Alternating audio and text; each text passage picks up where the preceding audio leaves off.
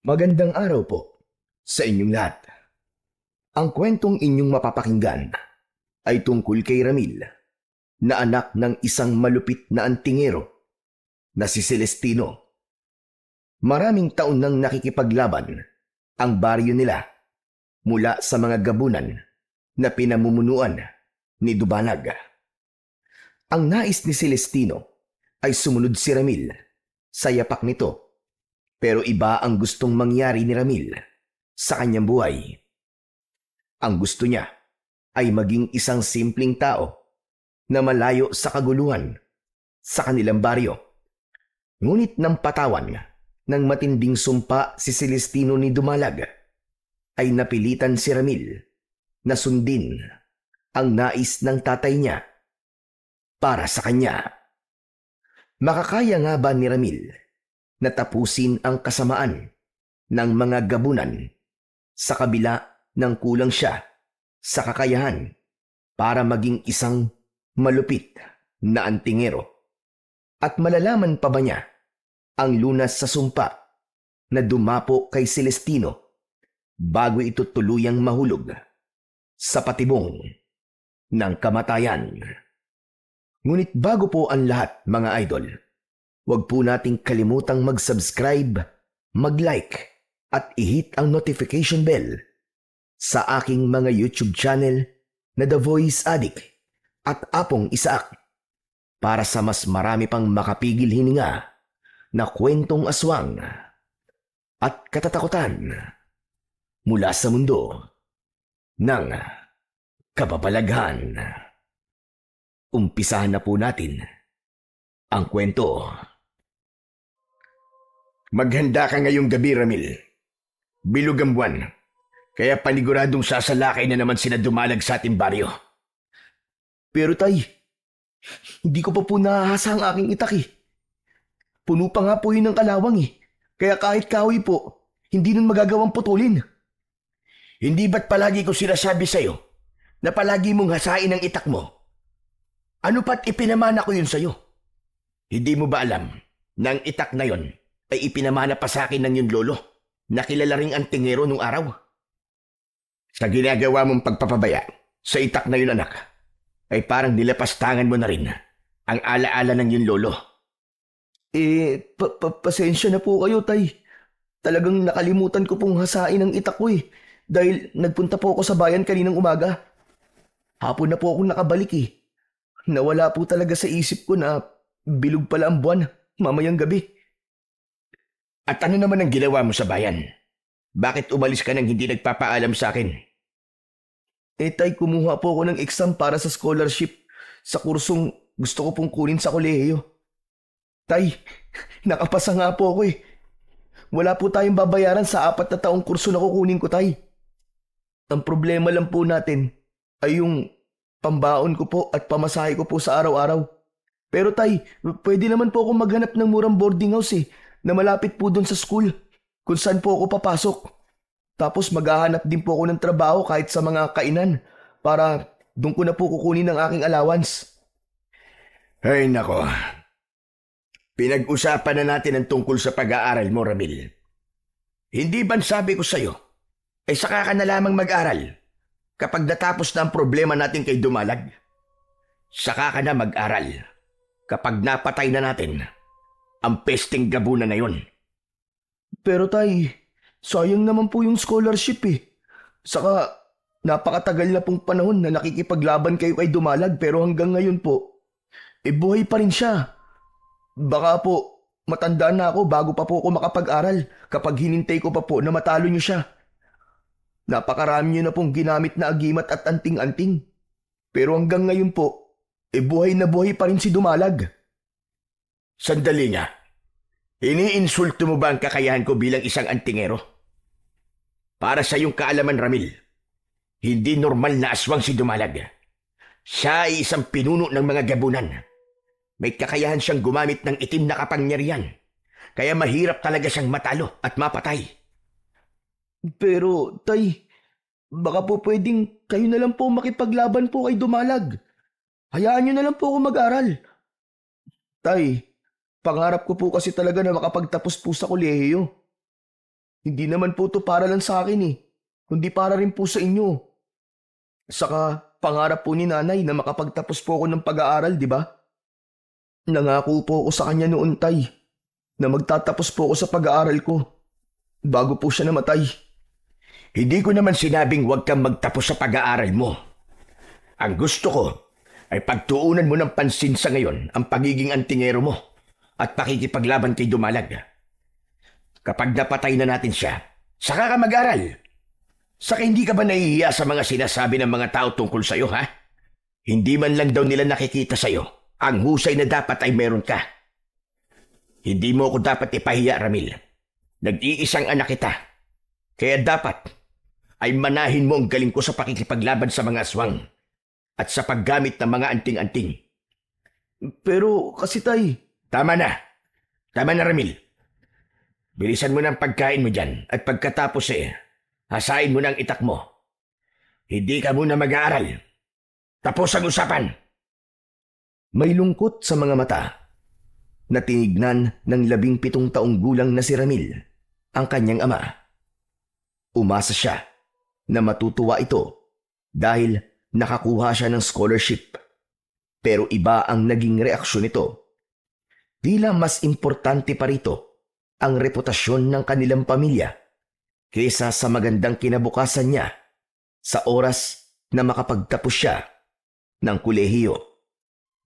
Ang tatay ni Ramil na si Celestino ay labis na istrikto. Iginagalang ito sa kanilang baryo bilang ito ang nag-iisang antingero roon. Hindi lang sa pakikipaglaban sa mga aswang nito ginagamit ang kaalaman na meron ito, kundi maging sa panggagamot ng iba't ibang uri ng sakit. Nang dahil sa husay ni Celestino, ay nais nito na maging kagaya nito si Ramil. Bata pa lang si Ramil, ay inumpisahan na siya nitong turuan sa paggamit ng iba't ibang uri ng anting-anting at agimat. Nung una, ay interesado siya. Pero habang nagkakaisip siya, ay napagtanto niya na hindi niya gustong sundan ang yapak ng tatay niya. Nais ni Ramil na maging isang guro sa elementarya at ang bagay na yon ay labis na tinututulan ni Celestino dahil gusto nito na mag-focus si Ramil sa pakikipaglaban sa pinunong gabunan na si Dumalag. Pagsapit ng 10:00 ng gabi, ay nakaharang na si Ramil at Celestino sa bukana ng kanilang baryo. Kasama nila ang ilang matatapang na kalalakihan na handang humarap at makipaglaban kay Dumalag at sa mga alagad nitong gabunan. Katabi ni Ramil ang tatay niya. Parehas silang may hawak na itak. Isang anting-anting ang nakatali sa mga itak nila na pinapaniwalaang nagbibigay ng lakas at tapang sa kung sinong nagmamay-ari ng mga yon.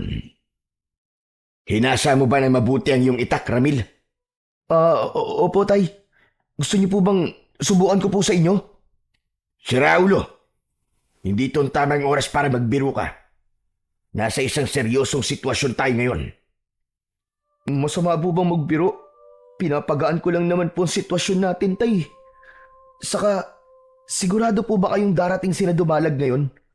Kanina pa po tayo naghihintay dito Pero, hindi ko pa po sila nararamdaman. Sigurado akong darating sila. Hindi mo ba napansin? Sa mga nakalipas na pag-atake ni na Dumalag, ay umaatake sila tuwing bilog ang buwan. Maging matyaga ka lang sa paghihintay at talasan mo mabuti ang iyong pakiramdam. Hinigpitan ni Ramil ang pagkakahawak sa kanyang itak. Iginala niya ang kanyang mga mata sa kadilimang nasa kanilang unahan. Inasahan niya na anumang sandali ay darating na sila Dumalag at magsisimula na ang kanilang pakikipaglaban. Ngunit lumipas ang ilang oras, pero kahit anino ng mga gabunan ay wala silang nakita hanggang sa unti-unti nang lumitaw ang araw sa silangan Tay, sumisikat na po ang araw ah. Pwede na po siguro tayong umuwi. Tignan niyo po ang mga kasama natin oh. Kawawa naman po sila. Mukhang inaantok na po eh. Tama ka, anak.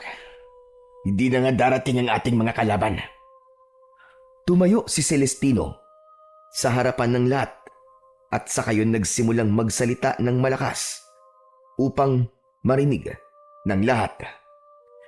Mga kasama, ngayon ay maaari na kayong umuwi sa inyong mga bahay para matulog at magpahinga. Malapit nang sumapit ang umaga at malabo nang dumating pa sina Dumalag. Pero huwag ninyong isipin na nasayang ang ating ginawa simula kagabi. Maganda na nasisiguro natin na ligtas ang ating baryo. Patuloy kayong magsanay sa pakikipaglaban at magkikita tayo muli sa susunod na kabilugan ng buwan. Isa-isa nang umalis ang mga kalalakian hanggang sina Ramil at Celestino na lamang ang natira sa bukana ng baryo. Napansin ni Ramil na tila nag-iisip ang kanyang ama. Nakatingin ito sa kawalan habang seryoso ang muka. Tay, ayos lang po ba kayo? Nakapagtataka. Bakit hindi sumalakay sila Dumalag kagabi? Inaasahan ko na sasalakay sila dahil bilog ang buwan. Oh, ayaw niyo po ba nun, Tay? Hindi tayo nakipaglaban sa mga gabunan? Ibig sabihin, wala sa atin ang kailangan magbuwis ng buhay. Hindi ka talaga nag-iisip ano? Dahil sa hindi sumalakay kagabi sila Dumalag, ay hindi tayo nagkaroon ng pagkakataon na patayin sila. Ibig sabihin, ay sa susunod na buwan, ay kailangan na naman natin silang labanan. Isa pa, nagtataka rin ako kung bakit hindi sila sumalakay kahit bilog na ang buwan kagabi. Malakas ang kutob ko na mali ang aking naisip na umaatake sila tuwing bilog ang buwan. Teka, ang ibig niyo po bang sabihin, maaaring kahit kailan po ay aatake sila at hindi natin yun mapaghahandaan? Mabuti naman at nag-iisip ka na. Tama ka, Ramil. Kaya kailangan nating kausapin ng mga kalalakihang nakikipaglaban sa mga gabunan. Kailangan kong sabihin sa kanila na gabi-gabi ay dapat magbabantay na tayo sa ating baryo. Pero Tay, hindi po ba mahirap yun para sa kanila kung gabi-gabi po silang magbabantay? Wala silang pagpipilian kundi ang gawin ng bagay na yun, anak. Para naman yung sa kaligtasan nating lahat eh. Isa pa, pwede namang hatiin ng bawat magbabantay. Wala naman akong sinabi na dapat ay lahat magbabantay gabi-gabi. Pero, saka na natin pag-usapan ng bagay na yan. Umuwi na tayo para makapagpahinga na rin tayong dalawa. Mabuti pa nga po. Inaantok na po talaga ako eh. Naunang naglakad si Celestino patungo sa kanilang bahay. Agad namang sumunod dito si Ramil. Kahit paano ay nagpasalamat siya dahil hindi sila nakipaglaban sa mga gabunan nung nakaraang gabi. Kung siya kasi ang masusunod, ay nais niyang mabuhay ng normal at walang mabigat na responsibilidad na pinapasan. Nauunawaan naman ni Ramil si Celestino kung bakit nito nais na mapatay ang pinunong gabunan na si Dumalag. Bata pa lang siya ay umaatake na si Dumalag at ang mga alagad nito sa kanilang baryo sa dahilang hindi niya alam. Basta't ang tanging alam lang niya ay nais patayin ni Dumalag ang ama niyang si Celestino. Simula noon ay ang tatay niya na ang nangunguna sa pakikipaglaban kay Dumalag. Ngunit sa kabila ng tapang at husay ni Celestino ay marami pa ring tao ang namatay nang dahil sa kalupitan ng mga gabunan. Pagdating ni Ramil at Celestino sa kanilang bahay, ay agad na humiga si Ramil sa papag upang doon ay matulog.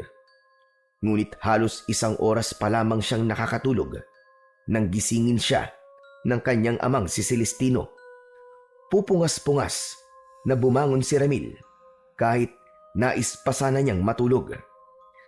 Tay, bakit niyo po ba ako ginising? Mag-iisang oras pa lang po akong nakakatulog eh. Sapat na ang oras ng tulog mo. Sumunod ka sa akin sa labas dahil kailangan natin magsanay. Po, nang ganito po kaaga. Tay naman, baka pwedeng matulog muna tayo. Alam niyo naman pong magdamag tayo naghintay sa mga gabunan kagabi, di ba? Tay, robot po ba kayo? At parang hindi po kayo nakakaramdam ng antok at pagod? Pambira naman yan, oh. Hindi mo talaga siniseryoso ang lahat ng nangyayari sa baryong to, no? Matanong nga kita. Kailan mo ba pagtutuunan ng pansin ang pagsasanay mo? Para maging kagaya mo ko, Ramil. Kapag ba namatay na ako? Huwag naman po kayo magsalita ng ganyan, Tay. Matagal pa po bago po kayo mawala. Saka hindi po ba sinabi ko na po sa inyo nun na ayoko pong maging antingero eh. Gusto ko pong maging guro. Gusto ko pong magturo sa mga bata. Tigilan mo na nga ang pangarap mo na yan. Ang pagiging guro ay para lamang sa mga babae. Mali po kayo, Tay. Hindi po ba siya ng kasirayan ng isang tao para maging isa siyang guro? Marami na pong lalaking teacher ngayon. Kahit ano pang sabihin mo, ay hindi mo na mababago ang isip ko. At isa pa, huwag ka na nga marami sinasabi. Sumunod ka na lang sa akin sa likod ng bahay para makapagsimula na tayo sa iyong pagsasanay. Sinasayang mo ang oras ko. Hindi na nakapagpaliwanag pa si Ramil dahil tinalikuran na siya ng kanyang amang si Mang Celestino. Dere-derecho itong lumabas ng kanilang bahay. Wala nang nagawa si Ramil kundi ang sundan ang kanyang ama. Nang makarating siya sa likod ng kanilang bahay, ay inabot ni Mang Celestino kay Ramil ang itak. May hawak ding itak si Mang Celestino at tumayo ito na parabang anumang sandali ay aatakihin nito si Ramil. At yun na nga, mabilis na umatake si Mang Celestino kay Ramil. Tatagain sana siya nito, pero mabilis na naisangga ni Ramil ang kanyang itak. Nagulat siya nang bigla siyang sinuntok ni Mang Celestino sa kanyang tiyan. Pakiramdam ni Ramil ay mawawalan siya ng ulirat sa lakas ng suntok na kanyang natanggap. Agad na pinilipit ni Celestino ang braso ni Ramil at napasigaw siya sa sakit hanggang sa kumawala na sa kamay niya ang itak. Aray! Aray ko, tama na po, Tay! Tama na! Aray ko, sakit! Masakit na, Tay! Tama na! Baka nabalian po ang braso ko! Malakas na pinakawalan ni Mang Celestino si Ramil. Masama ang tingin ni Mang Celestino sa kanya. Aray ko! Aray, aray, aray! Ang sakit naman po nun, Tay! Parang totoo na po yata yun, ah! Dahil napansin ko na hindi mo siniseryoso ang paraan ko ng pagsasanay sa iyo noong mga nakalipas na araw. Tignan mo nga nangyari. Simpleng pag-atake lang ay nagawa agad kitang suntukin. Paano na lang kung totoong aswang ng kaharap mo? O kaya si Dumalag? Sigurado ko na wala pang 5 segundo ay mapapatay ka na kagad ng kalaban mo. Dapat ay wag mong ibababa ang iyong depensa sa pakikipaglaban, anak. Pasensya na po. Hindi ko naman po alam na ganitong klase ng pagsasanay ang gagawin natin eh. Dati kasi tinuturuan nyo lang ako ng tamang pag-atake at pagdepensa. Tapos, ang kinakalaban ko ay ang puno ng saging o hindi naman kaya sako na may laman na buhangin. Aray ko, ang sakit na tiyan ko. Tapos na tayo sa ganung uri ng pagsasanay. Dahil hindi ko nakikitang humuhusay ka sa ganung paraan. Kaya simula ngayon, harapan na tayo maglalaban. At kailangan mong maging magaling. Pero Tay, ayoko po talaga maging kagaya nyo eh. Baka po pwede nyo akong hayaan na mag-aral na lang. Hindi po talaga para sa akin ang pakikipaglaban sa aswang, Tay. Tumahimik ka nga, Ramil. Hindi ikaw ang magdidesisyon sa kung ano ang magiging buhay mo. Ako ang tatay mo. Kaya ako ang nakakaalam kung ano mas makabubuti para sa'yo. Maniwala ka. Darating ang panahon na magpapasalamat ka sa akin. Ngayon, kunin mong yung itak at itutuloy na natin ang ating pagsasanay. Labagman sa kalooban ni Ramil, ay dinampot pa rin niya ang kanyang itak. Tumayo siya ng maayos Matiim ang mga matang tinignan niya si Mang Celestino. Nang mga sandaling yon ay naisip niyang pagbigyan muna ang kanyang ama at umasa siya na darating ang panahon na mauunawaan ito kung ano talaga ang gusto niyang mangyari sa kanyang buhay. Matapos ang nakakapagod na pagsasanay, ay umalis muna si Mang Celestino habang si Ramil naman ay naiwang mag-isa sa kanilang bahay. Masakit ang buong katawan niya at nasugatan pa siya ng itak sa kanyang braso. Siya mismo ang naglinis at naglagay ng benda at gamot sa sugat niya. Habang nakaupo si Ramil sa labas ng kanilang bahay, ay dumating ang kaibigan niya na si Carding. Nakangiti yung lumapit sa kanya. Uy pare, ano? Kumusta ang pakikipaglaban nyo kina Damulag kagabi? Uy, teka. Sugat ba yung nasa braso mo? Kaya may benda ka? Kinagat ba ng isa sa mga gabunan? Sayang naman. Hindi ko napanood ang pakikipaglaban nyo. Nakatulog kasi kagad daw kagabi. Uy, ano na? Bakit ang tahimik mo dyan? Magkwento ka naman, bilis! Ay, Carding, walang pakikipaglaban sa mga gabunan na nangyari kagabi. Ano ka mo? Bakit naman wala? Hindi ba bilog ang buwan kagabi? Naku po, ibig sabihin, aatake na naman sila Dumalag sa susunod na pagbilog ng buwan. Kasi hindi niyo pa siya napapatay. Wala talaga, Carding, wala. Magdamag kaming naghintay at nagbantay hanggang sa sumapit ang madaling araw. Pero kahit isang gabunan, walang dumating. Pero ayos lang yun kasi hindi kami napagod sa pakikipaglaban at walang buhay ang nawala. Kahit hindi kayo nakipaglaban kagabi, bakit may sugat ka dyan sa braso mo? Si tatay may gawa nito. Ano ka mo? Paano si Mang Celestino may gawa niyan kung bakit may sugat ka sa braso? Nagsanay kasi kami kanina tapos talagang naglaban kami gamit ang aming kanya-kanyang itak. Kaya yun, nasugatan niya ako ng di sinasadya. Ay nako, grabe na pala talaga ang pagsasanay na ginagawa mo ha. Kung ako siguro yan, baka matagal na akong sumuko. Buti na lang talaga at hindi ako anak ng isang antingero o kaya ng manunugis. Ayos na sa akin ang anak ako ng magbubuko. Kaya heto, umaakit ako ng nyug bilang trabaho. Mas okay na rin yun sa akin kesa naman sa nakikipaglaban ako sa mga gabunan, di ba? Saka gusto ko naman talaga ang trabaho ko eh. Nag-e-enjoy ako sa ginagawa ko. Pare, tanong lang, anong pakiramdam na nagagawa mo ang gusto mong gawin? Yung pwede mong sundin kung anong gusto mong gawin sa buhay mo? Siyempre, masaya. Saka masarap sa pakiramdam na hinahayaan ako ng mga magulang ko kung anong gusto kong gawin. Nag-iipon na nga sila ngayon ng pera para makapag-aral ako sa kolehiyo eh. Gusto ko kasing kumuha ng kahit 2 taong kurso sa pag-aaral ng computer.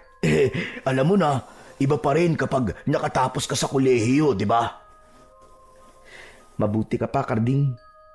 Nagagawa mo ang gusto mo. Ako kasi, gusto ko talagang maging isang teacher.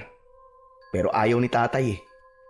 Gusto ko mag-aral sa kolehiyo, pero ang sabi niya ay pagtuunan ko muna daw ng pansin ang pakikipaglaban namin kay Dumalag.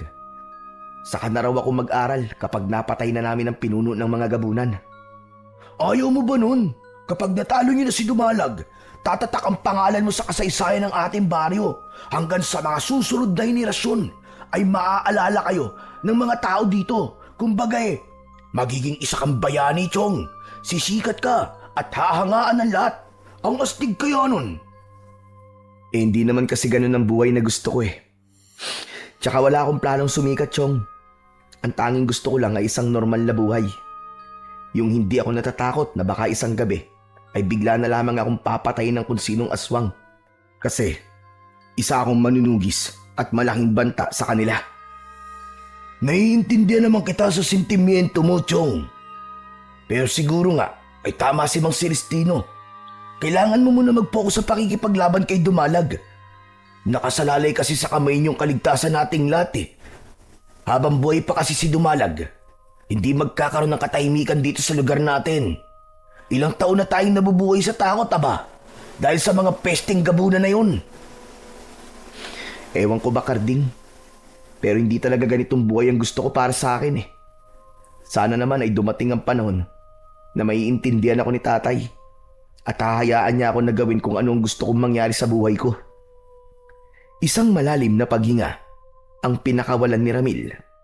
Naisip niya na buong buhay niya ay wala siyang ginawa kundi ang sumunod kay Mang Celestino.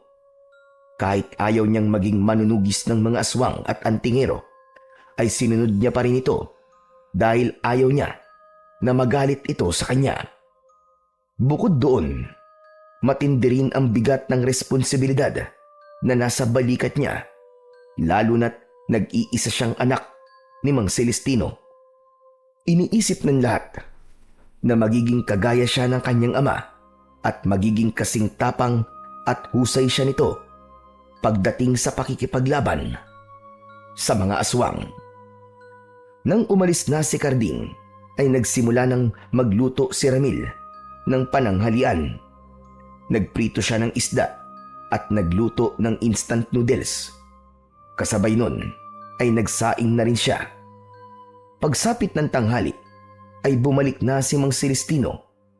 Napansin ni Ramil na seryoso ang muka ng tatay niya at tila pasa nito ang lahat ng problema sa mundo. Hindi mo na pinansin ni Ramil ang hindi magandang timpla ng kanyang tatay. Tinapos niya ang paghahain at sa kanya ito tinawag para makakain na silang dalawa. Hanggang sa nakaupo si Celestino ay tila hindi pa rin maganda ang pakiramdam nito. Tay, okay lang po ba kayo? May nangyari po ba sa labas at parang pasan niyo po ang lahat ng problema sa mundo? Sila Dumalag. Sumalakay sila kagabi. Po? Paano po sumalakay? Hindi po ba hindi naman sila sumalakay kagabi? Ano po sinasabi niyo? Nananaginip po ba kayo, Tay? Sinabi ng sumalakay sila kagabi. Pero sa ibang baryo. Sa Santa Ana sila sumalakay. Ano po? Sa Santa Ana? Oo. Sa Santa Ana kung saan walang kahit na isa ang may kakayahan na makipaglaban sa mga aswang. Hindi naging handa ang mga tao, kaya napakaraming namatay sa kanila. Sinabi sa akin ni Kapitan Arnel ang lahat. Nakarating sa kanya ang pangyayaring yan dahil humingi ng tulong sa kanya ang kapitan sa Santa Ana. Ang ibig po bang sabihin ay sumasalakay pa rin sila Damulag tuwing bilog ang buwan? Pero sa Santa Ana naman? Maaaring hindi lang sila sa Santa Ana sumalakay sa mga susunod na pagbilog ng buwan, anak. Pwede na silang sumalakay sa iba pang baryo o hindi kaya dito sa baryo natin. Talagang pinapahirapan tayo ng hayop na Dumalag na yun. Pinapahirapan niya tayong matalo siya. Kaya kung saan-saan siya sumasalakay. Tay, ano na pong gagawin natin ngayon? Ano pong plano? Hindi po ba ang sabi niyo gabi-gabi na pong magbabantay ang mga nakikipaglaban sa mga gabunan dito po sa baryo natin? Hindi na gano'n na magiging plano. Dahil sigurado pa rin ako na tuwing bilog ang buwan ay sumasalakay ang mga gabunan. Ngayon ko lang ulit naisip na kaya nila pinipiling sumalakay kapag bilog ang buwan ay dahil mas malakas ang mga gabunan kapag buo at napakaliwanag ng buwan. Kailangan nating magtungo sa iba't ibang baryo na malapit dito sa ating lugar upang mabigyan sila ng babala. Sa ngayon, yun lamang ang maitutulong natin sa kanila. Kailangan nilang maging handa sa susunod na pagbilog ng buwan. May takot na lumukob kay Ramil sa mga sinabi ng kanyang tatay. Naisip niya na dahil wala na silang ideya sa kung saan susunod na atake sila Dumalag, ay tunay na mahihirapan na sila na talunin at patayin nito. Sa mga sumunod na araw ay nagtungo sina Ramil at Mang Celestino sa iba't ibang baryo upang balaan ang mga tao tungkol sa panganib na dala ni Dumalag at ng mga alagad nitong gabunan. Habang nakikita ni Ramil ang reaksyon ng mga tao, ay lalo niyang naunawaan kung gaano kalaki ang banta at bigat ng laban na nakaatang sa kanilang mag-ama. Kasabay noon ay tuloy-tuloy na nagsanay si Ramil sa ilalim ng kanyang ama. Kahit labag sa kanyang kalooban, ay pinilit niyang sundin ang mga utos ng ama niyang si Mang Celestino. Araw-araw ay pinapasan niya ang hirap ng pagsasanay sa paggamit ng mga agimat at orasyon at maging sa pisikal na pakikipaglaban. Mabilis na lumipas ang mga araw at linggo hanggang sa dumating na naman ang muling pagbilog ng buwan. Nang panahon na yon ay tuluyan ang tinanggap ni Ramil na hindi niya na magagamit ang scholarship na kanyang nakuha. Hindi man bukal sa kanyang kalooban na makipaglaban sa mga aswang, ay naisip niya na yun ang tamang bagay na gawin niya kahit pansamantala lang. Kinagabihan, habang naghahapunan si Ramil, ay ramdam niya ang kaba na meron ang kanyang ama. Ramil anak, hinasa mo ba ang itak mo? Baka naman kinalimutan mo na naman na gawin yun, ha? Hindi na po, tay. Hinasa ko na po yung kaninang umaga. Ay, oo nga pala, tay. Nakapag-desisyon na po ako na magpo-focus-focus sa pagsasanay at pakikipaglaban kila Dumalag. Totoo na ba yan, anak? Baka naman nagbibiro ka lang. Totoo po ang sinasabi ko, tay. Naisip ko po kasi na mas kailangan talaga tayo ng mga tao. Pero sana po, kapag napatay na po natin si Dumalag, ay hayaan niyo na po akong makapag-aral sa kolehiyo. Sana po payagan niyo na po akong maging isang guro. Walang problema, anak. Basta matapos na ang problema natin kay Dumalag, ay maaari ka na mag-aral. Pero hindi ako pumapayag na kumuha ka ng kurso para maging isa kang guro. Gusto ko na maging pulis ka o hindi kaya ininyero. Mas bagay sa iyo ang ganun dahil ikaw ay lalaki. Pero tay, gusto ko po talaga maging isang teacher eh. Gusto mo ba magtalo pa tayo ngayon, anak? Sinabi ko ng pambabae lang ang pagiging guro eh. Sa kayo ko munang pag-usapan ng bagay na yan ngayon. Dahil kailangan natin pagtuunan ng pansin ang laban na maaari nating kaharapin mamaya. Sige na, bilisan mo nang kumain dyan. At wag nang kung ano-ano pa ang sinasabi mo. Nais pa sanang ipaliwanag ni Ramil kay Mang Celestino ang panig niya. Pero napagtanto niya na kahit na anong paliwanag pa ang gawin niya, ay hinding-hindi ito makikinig sa kanya. Ugali na kasi ng tatay niya na kung ano ang pinaniniwalaan nito, ayun na ang papanigan nito. Pagsapit ng 10:00 ng gabi, ay nakaharang na sa bukana ng baryo sina Ramil at Mang Celestino. Gaya ng dati, ay kasama pa rin nila ang ilang kalalakian na dala ang kani-kanilang mga sandata. Bilog na bilog at napakaliwanag ng buwan na parabang nakatingin yun sa kanila at naghihintay na masaksihan ang isang madugong digmaan na maaaring mangyari anumang sandali. Tay, sa tingin niyo ba, dito sa baryo natin sa Salakay sila Dumalag? Hindi ko alam. Maaaring dito o di naman kaya ay sa ibang baryo. Sana naman ay naghanda din ang mga tao sa ibang baryo para kahit papano ay hindi na mangyari yung nangyari sa Santa Ana. Sinabihan na natin sila kung ano ang pwedeng mangyari ngayong gabi. Nasa sa kanila na yon kung maniniwala sila at gagawa ng hakbang para protekta ng kanilang mga sarili. Sa ngayon, kailangan natin protekta ng ating baryo dahil ako naman talaga ang pakay ni Dumalag. Alam niyo po, ang tagal niyo na pong nakikipaglaban kay Dumalag. Ang sabi niyo po ay gusto niya kayong patayin pero hanggang ngayon ay hindi ko pa rin po alam ang totoong dahilan kung bakit niya po yun gustong gawin sa inyo. Ang tagal niyo na pong nakikipaglaban pero hanggang ngayon ay hindi niyo pa rin sinasabi sa akin ang totoong dahilan kung bakit po kayo gustong patayin ni Dumalag. Hindi pa ba malinaw sa iyo ang lahat, anak? Hindi mo ba naiisip na kaya ako gustong patayin ni Dumalag dahil isa akong malaking tinik sa lalamunan niya? Alam niya na ako ang pinakamatindi niyang kalaban, kaya malamang na nais niya akong mawala. At alam niya na hindi niya ako mapapatay dahil meron akong ginagamit na anting-anting laban sa kanya.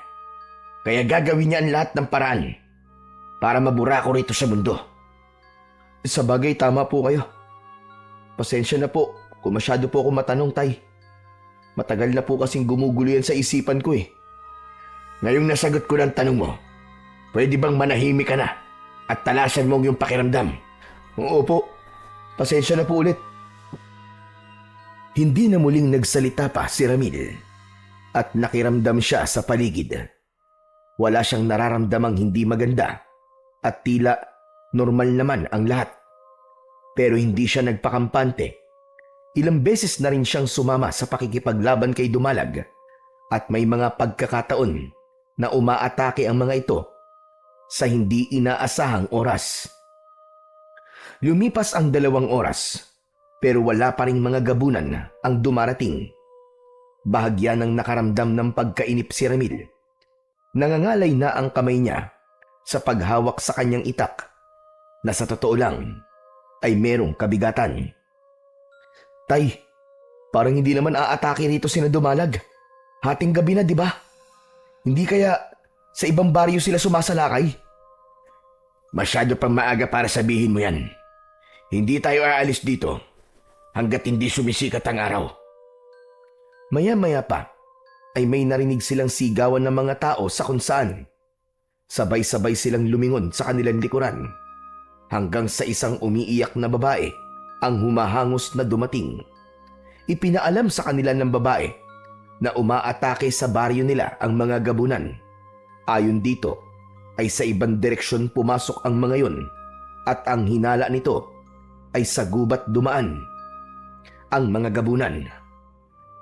Anak ng tutsa, oo. Naloko na naman tayo ni Dumalag sa pangalawang pagkakataon. Mukhang tumatalino at natututo na silang mag-isip sa pagkakataon to ah. Humanda kayo! Magtungo tayong lahat sa direksyon ng gubat. Lumaban tayong lahat sa abot ng ating makakaya.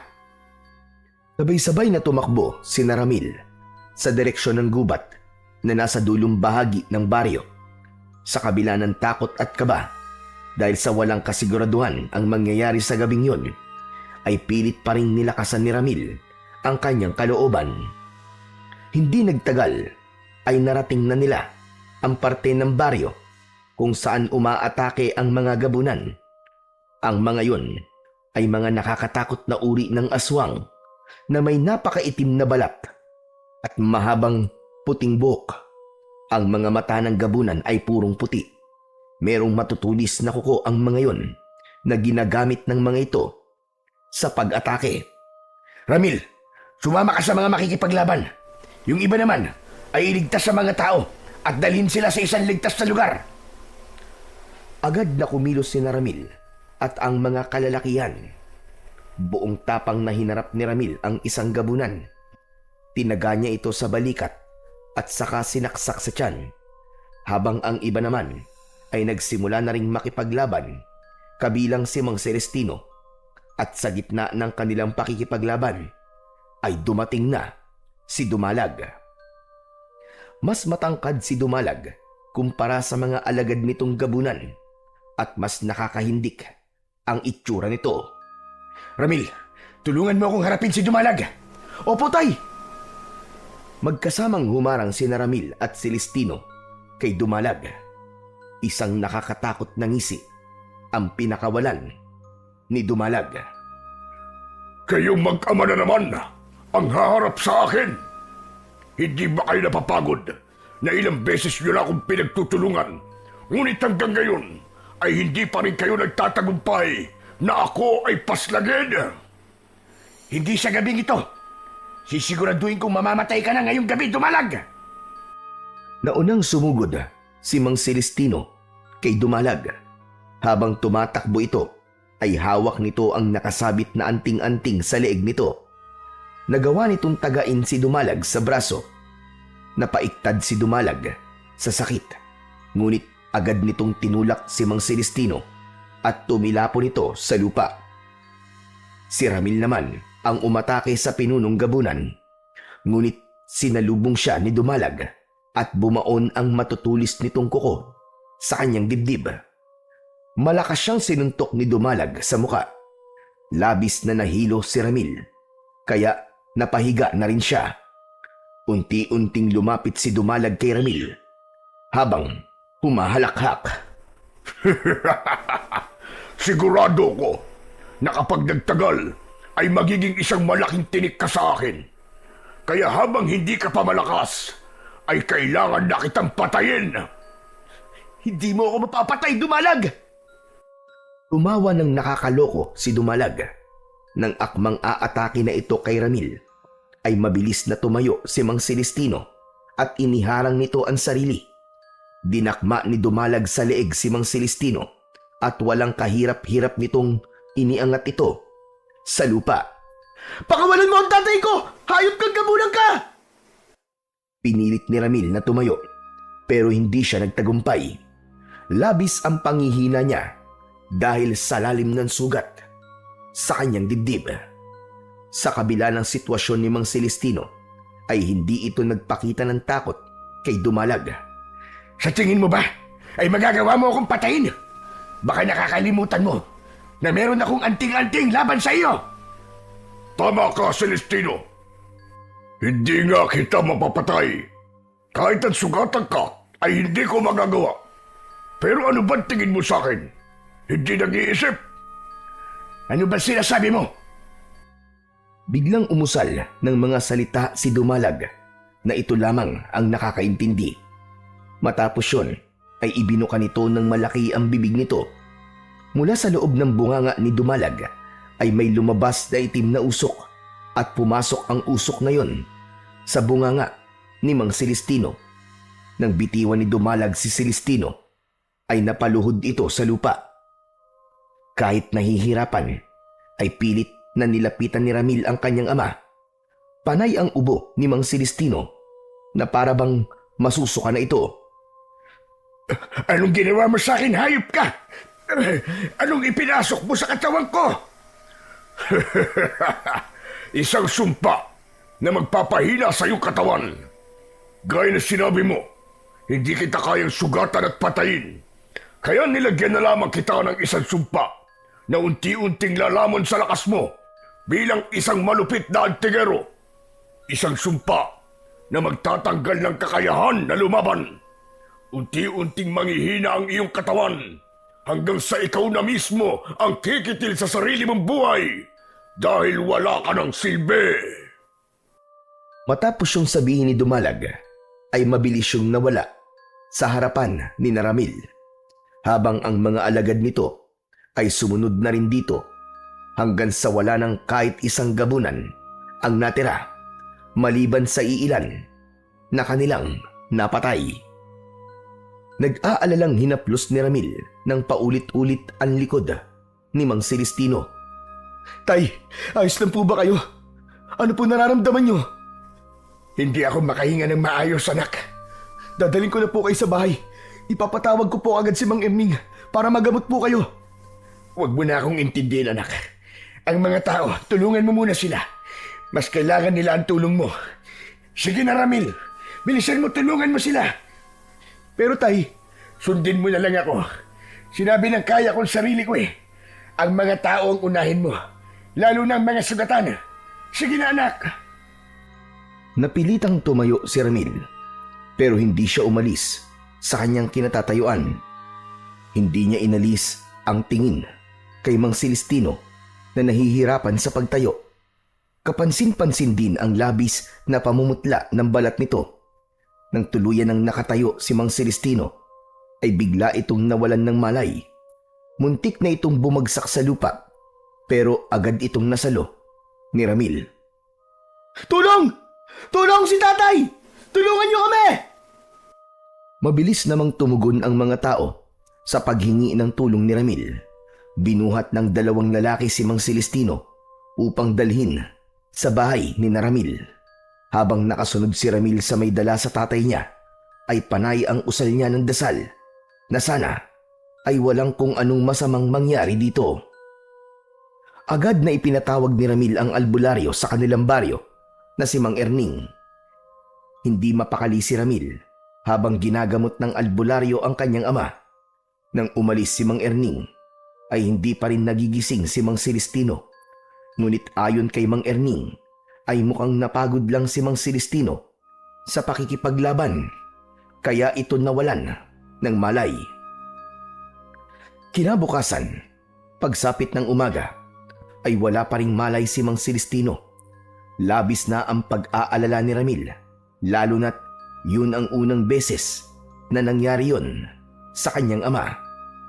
Habang binabantayan ni Ramil si Mang Celestino sa silid nito, ay dumating naman ang kaibigan niyang si Carding. Pumasok na ito sa mismong kwarto ni Mang Celestino. Nabalitaan ko nangyari kay Mang Celestino kagabi, pare. Hanggang ngayon ba ay hindi pa rin siya nagkakamalay? Hindi pa, pare. Ang sabi ni Mang Erning ay hintayin ko na lang daw na magising si tatay. Pero nag-aalala kasi ako kasi simula kagabi ay hindi pa siya gumigising. Ano ba kasi talaga nangyari? Parang ngayon lang to nangyari sa kanya, di ba? Napakaraming beses ang nakipaglaban ng tatay mo. Pero ngayon lang siya napagod ng ganyan at tumantong pa na nawalan siya ng malay. Hindi simpleng pagod lang ang nangyari kay tatay. Sigurado ko na may kinalaman dito ang ginawa ni Dumalag kay tatay kagabi. May sumpa siyang ipinasok sa katawan ni tatay at ang sabi ni Dumalag ay gagawin ng mahina ang tatay ko. Mawawalan daw si tatay ng kakayahan na makipaglaban. Diyos ko, kinilibutan naman ako sa sinabi mo, pare. Pero hindi ba may proteksyon si Mang Celestino laban kay Dumalag at sa mga alagad ditong gabunan? Ang proteksyon na yun ay para lamang sa pag-atake na manggagaling sa mga gabunan. Pero iba na kapag isang sumpa ang ginamit ni Dumalag laban kay tatay. Carding, natatakot ako na baka may masamang mangyari kay tatay. Hindi ko kayang mawala siya, Chong. Huwag ka naman mag-isip ng ganyan. Malakas at matapang ang tatay mo, kaya sigurado ko na malalagpasan niya yan. Saka nandiyan naman si Mang Erning, di ba? Magaling siyang albularyo, kaya mapapagaling niyan tatay mo. Magtiwala at magdasal ka lang. Sana nga, pare. Sana nga. Hindi ko talaga alam ang gagawin ko kapag pati si tatay ay nawala sa akin. Marahang tinapik ni Carding sa balikat si Ramil. Kahit paano ay nabawasan ang bigat sa dibdib ni Ramil dahil sa presensya ng kanyang kaibigan. Nang tignan niya ang wala pa ring malay na si Mang Celestino, ay may awang humaplos sa kanyang puso. Kahit tila natutulog lamang yon, ay bakas sa mukha nito ang hirap na pinagdadaanan. Natatakot din siya na baka ang sumpang ipinataw ni Dumalag kay Mang Celestino ay maging dahilan ng tuluyan nitong pagbagsak. Nang mga sumunod na araw, ay muling pinuntahan ni Mang Erning si Mang Celestino upang gamutin. Ngunit sinabi nito kay Ramil na hindi nito kayang pagalingin ang kanyang ama dahil masyadong malakas ang sumpa na inilagay dito ni Dumalag. Ayon sa albularyo, ay hindi nasakop ng kakayahan nito ang mga ganong bagay. Labis na nanlumo si Ramil sa kanyang mga narinig. Nang umalis na ang albularyong si Mang Erning, ay lumuluhang nilapitan ni Ramil ang wala pa ring malay na si Mang Celestino.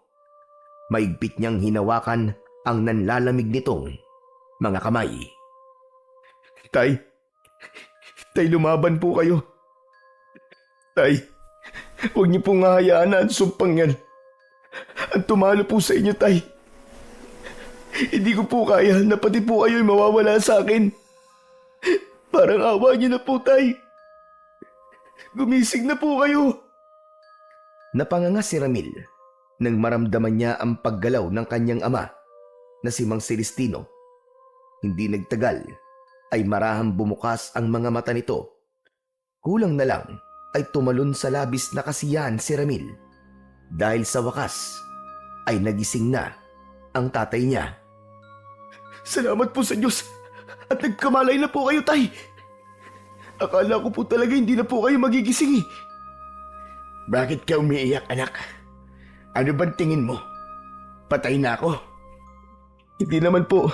Nag-aalala lang po kasi ako para sa inyo. Simula po kasi nung gabing nakipaglaban tayo kina Dumalag, ngayon lang po kayo ulit nagising eh. Ganun ba? Ang akala ko talaga, sandali lang ako nakatulog. Pero tay, kumusta na po ang pakiramdam nyo? Ang sabi po ni Mang Erning ay hindi niya kayang alisin ang sumpang inilagay po sa inyo ni Dumalag. Masyado raw po kasi umalakas. Walang kahit anong sumpa ang makakapagpabagsak sa akin, anak. Tignan mo nga at nagising pa ako. Saka wala naman ako nararamdamang kakaiba sa aking katawan. Gaya pa rin ako ng dati. Malakas pa rin ako. Sigurado po ba kayo, Tay? Bakit parang nagdududa ka? Katawan ko to. Kaya ako ang nakakaalam sa nangyayari rito. Sandali. May pagkain ba tayo, anak? Nagugutom at nauuhaw ako. May niluto po ako kanina na ginataan langka. Saka may kanin din po tayo. Mabuti naman. Tama-tama.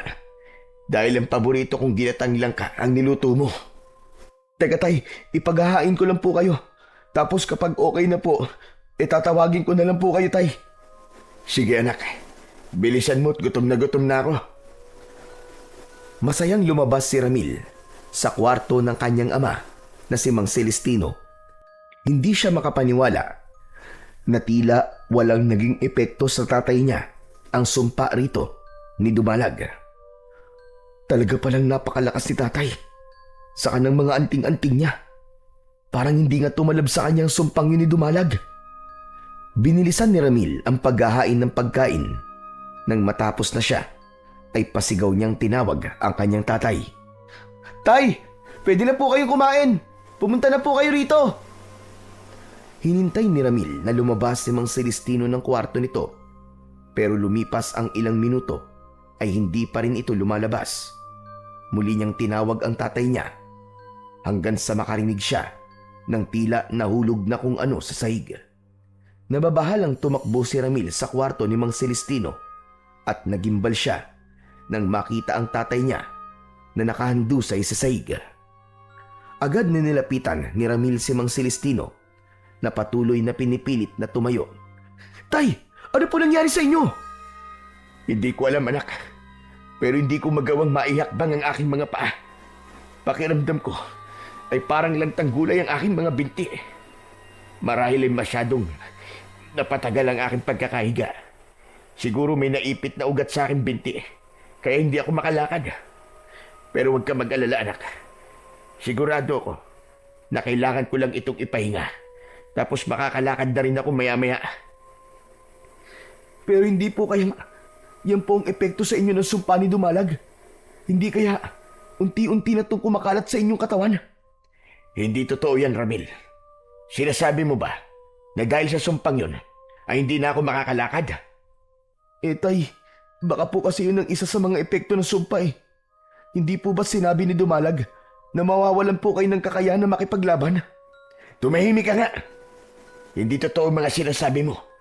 Hindi ako pwedeng mawalan ng kakayahan na makapaglakad. Ako ang pinakamahusay at matapang na antingero sa baryong ito. Hindi to pwedeng mangyari sa akin. Tay, huminahon lang po kayo. Tatawagin ko lang po si Mang Erning. Baka mabibigyan niya ng lunas ang nangyayari sa inyo. Bilisan mo, anak. Hindi ako pwedeng magtagal ng ganito.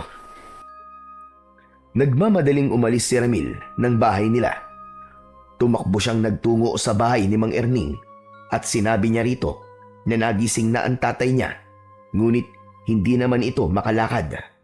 Sumama si Mang Erning kay Ramil at agad nitong tinignan si Mang Celestino. May mga ginawang orasyon at kakaibang uri ng panggagamot ang albularyo, pero sa huli ay nabigo ito. Diretsang sinabi ni Mang Erning kay Mang Celestino na ang pagkawala ng kakayahan nitong makapaglakad ay bahagi ng sumpa ni Dumalag at yun ay umpisa pa lang. Nagbabala ang albularyo na dapat ay maging handa si Mang Celestino sa iba pang hindi magagandang bagay na maaaring mangyari sa tatay niya. Nang umalis muli si Mang Erning ay nakita ni Ramil sa unang pagkakataon na nanghihina ang kanyang ama. Nakahiga ito sa papag habang nangingilid ang luha. Umupo si Ramil sa gilid ng papag. Huwag po kayo mag-alala dahil maghahanap po ako ng ibang albularyo na pwede pong gumamot sa inyo. Naniniwala po ako na babalik ang dati niyong lakas, Tay. Masyado kong minaliit si Dumalag. Hindi ko akalain na kaya niyang gumawa ng ganitong uri ng sumpa. Paano kung muli silang umatake sa baryo natin at sa susunod na pagbilog ng buwan? Paano ko pa may pagtatanggol ang mga tao rito? Ako ang inaasahan nilang poprotekta sa kanila. Pero tignan mo, sa tingin mo ba, ay magagawa ko pa makipaglaban? Kung kahit pagtayo, ay hindi ko magawa. Huwag niyo po munang isipin ang pakikipaglaban sa mga gabunan, Tay. Ang kailangan niyo po ay magpahinga. Isa pa, nandito naman po ako eh. Ako po muna ang mangunguna sa pakikipaglaban. Nagpapatawa ka ba, Ramil? Tignan mo nga. At nagawa kang sugatan ni Dumalag sa iyong dibdib sa kabila ng napakahabang taon na sinanay kita sa pakikipaglaban. Yan ba ang sinasabi mo mangunguna? Huwag mo akong pinapatawa, Ramil. Nahihiyang napayuko si Ramil. Labis ang panliliit na kanyang naramdaman sa sinabing yon ng kanyang ama. Ngunit inintindi na lang niya na may hindi ito magandang pinagdadaanan, kaya ito nakapagsalita ng masakit sa kanya.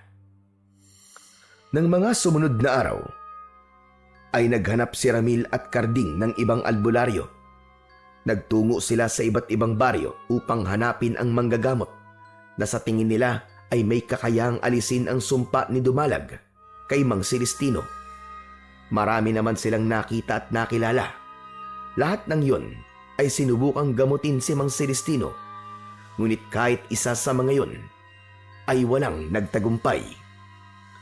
Habang lumilipas ang araw, ay unti-unting nakita ni Ramil ang epekto ng sumpa ni Dumalag kay Mang Celestino. Nagsimulang bumagsak at mamayat ang katawan nito. Sa loob lamang ng isang linggo, ay tila tumanda na ito ng ilang taon. Hindi na rin ito halos makagalaw sa higaan nito. Sa kabila ng kalunos-lunos na nangyayari kay Celestino, ay hindi ipinakita ni Ramil na naaawa siya rito. Alam niya kasi na mataas ang tingin ng tatay niya sa sarili nito at isa sa pinakaayaw nito ang kinaaawaan. Isang araw, binisita si Ramil ng kaibigan niyang si Karding. Nag-usap ang magkaibigan sa likod ng bahay. Pare, kumusta na pala si Mang Celestino? Palala ng palala ang nangyayari kay tatay, pare. Sa totoo lang, hindi ko na alam ang gagawin ko eh. Halos lahat ng mahuhusay na albularyo ay sinubukan ng gamutin si tatay. Pero wala man lang kahit isa ang nakapagpagaling sa kanya. Huwag ka mawalan ng pag-asa. May awa ang Diyos. Sigurado ako na makakahanap din tayo ng lunas sa sumpang yun ni Dumalag. Sana nga, pare. Naawa na kasi ako kay tatay. Kahit pagsasalita, ay parang nahihirapan na siya. Hindi ako sanay na nakikita siyang ganun eh. Sanay ako na nakikita ko siyang malakas at nakakakilos ng maayos. Nakakalungkot talaga ang nangyayari sa tatay mo. Ay, oo nga pala. Ilang linggo na lang ay kabilugan na naman ng buwan. Kinausap mo na ba mga nakikipaglaban sa mga gabunan na ikaw muna ang mamumuno sa kanila? Kinausap ko na sila kahapon. Pero pakiramdam ko eh, hindi nila sineryoso mga sinabi ko. Naiintindihan ko naman yun kasi kahit ako, alam ko na hindi ko kayang pangunahan ng pakikipaglaban sa mga gabunan. Sa tingin ko nga, mas magaling pa sa akin yung mga kalalakihan na tumutulong sa amin sa pakikipaglaban kay Dumalag eh. Huwag mo nga sabihin yan, Chong. Masyado mo namang minamaliit ang sarili mo. Siguro sa ngayon ay hindi ka pa talaga kasing galing ni Mang Celestino. Pero konting practice lang yan. Magiging magkapantay na kayo. Saka imposibleng hindi ka maging magaling na antingero at manunugis kasi anak ka ni Mang Celestino. Kaya kaibigan kita eh. Napakagaling mo mambola. Uy, hindi ako nambobola, no? Nagsasabi lang ako ng totoo. Yung ibang tao lang naman ang inip na maging magaling ka kagad eh. Na para bang napakadaling maging kagaya ni Mang Celestino. Magsasalita pa sana si Ramil nang marinig niya ang malakas na pagsigaw ni Mang Celestino mula sa loob ng bahay. Nagmamadaling pinuntahan ni Ramil ang tatay niya sa silid nito habang nakasunod sa kanya si Karding. Tay, bakit po? May kailangan po ba kayo? Itayo mo ko. Kailangan natin magsanay. Hindi pwedeng walang nagsasanay sa'yo dahil hindi ka magiging kasing galing ko. Kunin mo ang itak ko. Bilisan mo, anak. Pero tay, hindi po muna niyo maaaring gawin yan eh. Huwag po kayong mag-alala. Sa sandaling gumaling na po kayo, ay magsasanay po ulit tayo. Nangangako po ako na siseryosohin ko na ang lahat para maging katulad niyo po ako. Pakiramdam ni Ramil ay nadurog sa napakaraming piraso ang puso niya nang biglang humagulgol si Mang Celestino. Wala na. Wala na akong silbi sa baryong ito. Hindi ko na kayo kayang protektan mula sa mga gabunan. Mas mabuti pa siguro na mamatay na lang ako kaysa makita ko ang aking sarili na nakahiga sa pesteng papag na ito. Sana'y mamatay na lamang ako. Tay, wag po kayo mawalan ng pag-asa. Makakahanap din po tayo ng lunas sa sumpang yan. Ano ba lunas ang sinasabi mo? Ilang albularyo na ba sinubukan akong gamutin? Hindi ba't hindi mo na mabilang? Pero kahit isa sa kanila, kahit isa ay walang nagawa para pabutihin ang aking kalagayan. Pakiramdam ko, habang tumatagal ay pahina ako ng pahina. Siguro nga ay tama si Dumalag. Mas mabuti pa na mamatay na lang ako. Tay, kapag hinayaan niyo po mamatay kayo, ay matutuwa po si Dumalag dahil nagtagumpay siya sa gusto niyang mangyari. Hindi ba sabi niya, ay ang sumpang yan ang magiging dahilan para gustuin niyo na mawala na lang? Gusto niyo bang mangyari ang sinabi niyang yun, Tay? Nagpatuloy sa pag-iyak si Mang Celestino. Nahahabag na hinawakan ni Ramil ang payat at halos butot balat ng kamay ng kanyang ama. Diretso siyang tumingin sa mga mata nito. Nangangako po ako sa inyo, Tay, na gagaling kayo. At nangangako rin po ako na gagawin ko ang lahat para gawin ang mga bagay na hindi nyo muna magagawa dahil sa sitwasyon nyo ngayon. At isa na po roon ang pagharap at pakikipaglaban kay Dumalag. Marahang tumango si Mang Celestino habang walang patid ang pag-agos ng mga luwa nito. Umasa si Ramil na kahit paano ay lumakas ang loob ng tatay niya dahil sa kanyang sinabi. Simula noon ay mag-isa lang nagsanay si Ramil sa pakikipaglaban sa mga aswang. Pinag-aralan niya rin ang mga anting-anting ng tatay niya. Kapag may hindi siya alam, ay tinatanong niya si Mang Celestino at sinasagot naman siya nito. Kahit nahihirapang magsalita, ay itinuro pa rin ni Mang Celestino kay Ramil ang mga dasal at orasyon upang mas maging mabisa ang mga anting-anting na sa tingin ni Ramil ay magagamit niya sa pakikipaglaban sa mga gabunan. Hanggang sa sumapit na ang gabi kung saan bilog na naman ang buwan. Bago lumabas si Ramil ng bahay, ay pinuntahan niya muna si Mang Celestino sa kwarto nito.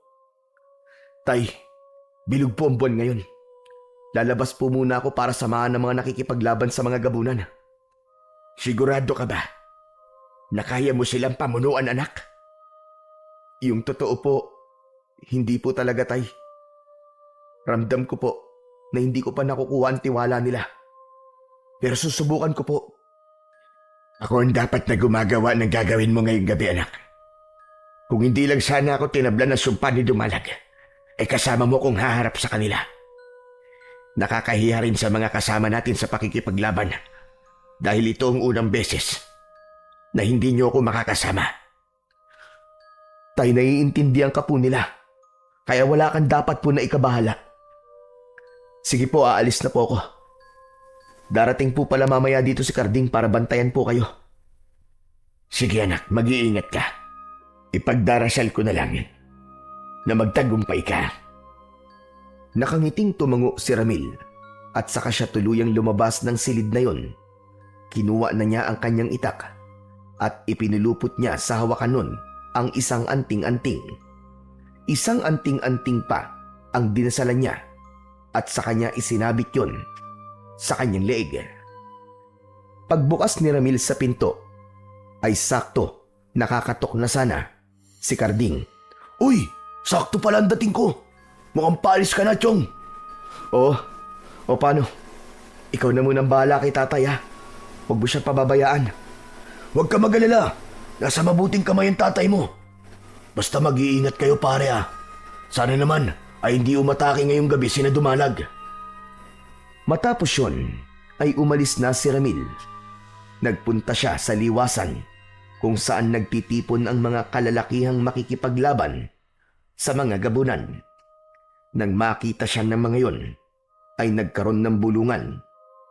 Muling naramdaman ni Ramil ang kawalan ng tiwala ng mga yon sa kanya.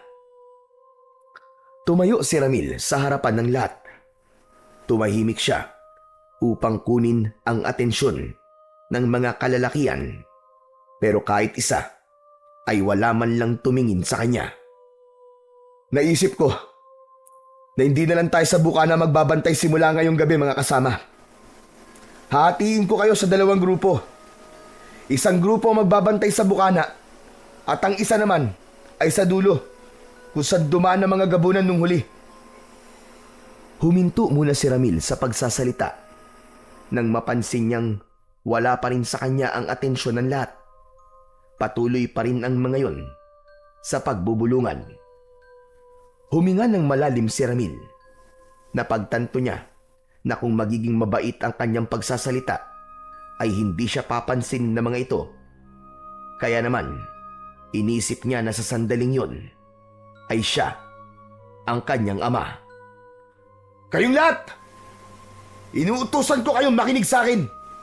Baka nakakalimutan nyo na ako ang pansamantalang namumuno sa inyo. Nagulat ang lahat sa pagsigaw na yon ni Ramil. Doon na tumingin ang mga lalaki sa kanya. Kahit paano ay nagpasalamat si Ramil na sa wakas ay nakuha na niya ang atensyon ng mga ito. Mga kasama, alam ko na hindi niyo ako pinagkakatiwalaan at alam ko rin na hindi pa ako kasing galing ng tatay ko. Pero ngayon, wala tayong ibang aasahan kundi ang isa't isa. Hindi ko sinasabi na kaya kong maging pinuno ninyo kagaya ng aking tatay.